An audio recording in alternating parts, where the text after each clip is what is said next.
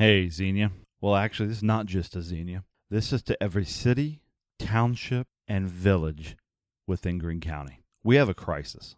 It's not a problem. It's a crisis. Let me spell this out for you. It is a real possibility that right now in Xenia at 10 p.m. that there is a mother and child sleeping on the streets in the below freezing temperature, may even be raining. That's a real possibility right now in Xenia. It is a 100% guarantee that there is an adult male and woman sleeping on a park bench right now at 10 p.m. in the below freezing weather. That's happening. And it's not just one of them. It's a 100% guarantee that there's more than one, more than five, most likely more than 10. That is a crisis. And it is a crisis because Greene County has no shelters for single men or women. They have no shelter for families who are waiting to get into one of the family shelters at IHN or Greene County Emergency Housing. Nowhere in Greene County. Beaver Creek, Fairborn, Xenia, Wilberforce, Yellow Springs, nowhere. That is a problem. Let me tell you why I'm upset about this problem. I'm upset because right now in the city of Xenia, in the center of our population on the west end of town, there's an empty building. A building which served this community for over 40 years. A building that is sitting empty right now. A building that even has a little bit of heat on right now. Let me just tuck away that anger and talk to you and what needs to be done about this. I want to tell you that there are people out there ready to use that building. The Simon Kenton Bridges of Hope project for several years have been trying to raise interest and funds and turning that building into more than just a homeless shelter, but into a hub of hope, as they call it, to bring the resources to bear to support people who need to level up their life, who need a hand to lift them up. Let's set aside all the other wonderful programs that they were going to work on when it comes to addictions and career prep or job prep and family planning. Let's just talk about the homeless side. They sent a flyer today on Facebook tonight, and I'm reading from it right now. It says that Greene County's homeless population is facing a crisis. Since the closing last spring of the Christ Episcopal Church's emergency homeless shelter, there's no shelters in Greene County that serve single men or women, or families who are waiting for an opening at Schneider House or Greene County Emergency Housing. Let me just say that the love that the Christ Episcopal Church had to open their fellowship hall up for many winters is amazing, but they alone couldn't handle it. The letter goes on to say the board of directors of Simon Kenton Bridges of Hope believes that we have a solution to the crisis, but we need your help. We have been given the go-ahead to pursue using the gymnasium at Simon Kenton as emergency shelter for the winter months. We still have some variances and approvals to get before we can begin to prepare the building for occupancy. What that means is they're still waiting because there's building codes and fire codes. There's all these reasons why the building cannot be used.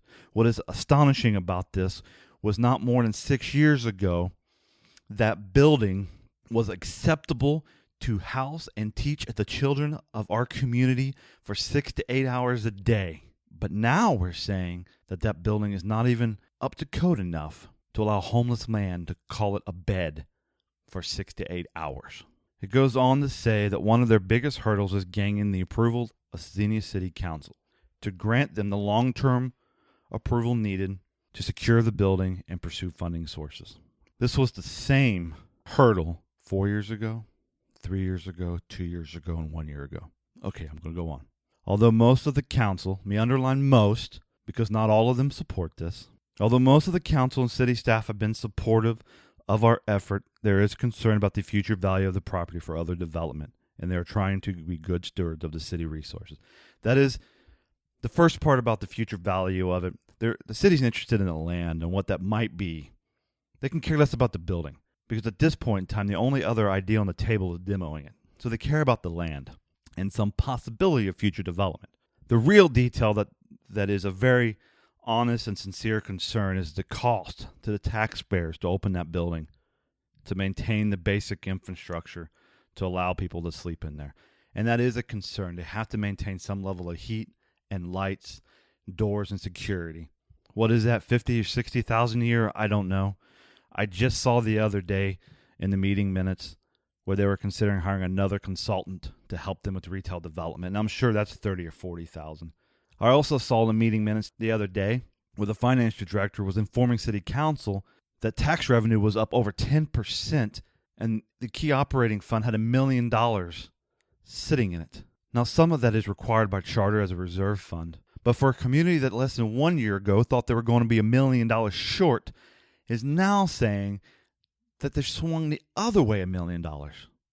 So maybe we can find a little wiggle room to pay $50,000 or $60,000 a year to heat and maintain a building for 4 or 5 months out of the year so homeless men can go in and lay down their head. In all intents and purposes, what they're asking, what I'm asking you to do is contact your city council. Email them, call them, write them if that's your thing. You can find their email addresses and telephone numbers on the city's website at www.ci.xenia.oh.us. Now this next part is to them because I know a couple listen because I consider them friends.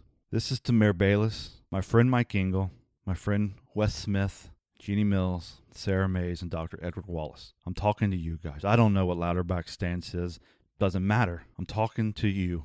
Whatever the hurdle is, if it's financial, the city can afford to do it temporarily. Whatever needs to be done, please vote to give a short-term or long-term lease to Simon Kenton Bridges of Hope to fulfill this mission. Open up the gym.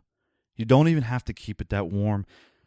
A 60-degree gym is warmer than an 18-degree park bench. It's drier. It's less windy. It is for sure safer. And for anyone else listening to this, be respectful. Be kind. Contact our city council members. Share this on your Facebook page. We have 88 churches in this community, 25,000 residents, and that's just city limits. We have $40 million of revenue coming in and out of the city. We have people from Simon Kenton Bridge Hope willing to take the lead. Let's just connect these freaking dots, people. Let's just get it done. You know what? I love this community. I'm going to get off this microphone right now and pray that in the next few days, if not weeks, that I don't get back on here and say at 10 o'clock on a cold Monday night that there's a guy having to sleep on a park bench. Instead, my wish is that he finds a home, but if that's not a reality, then as a community we can say we at least gave them a cot and a freaking gym. I love you, Xenia. Thanks.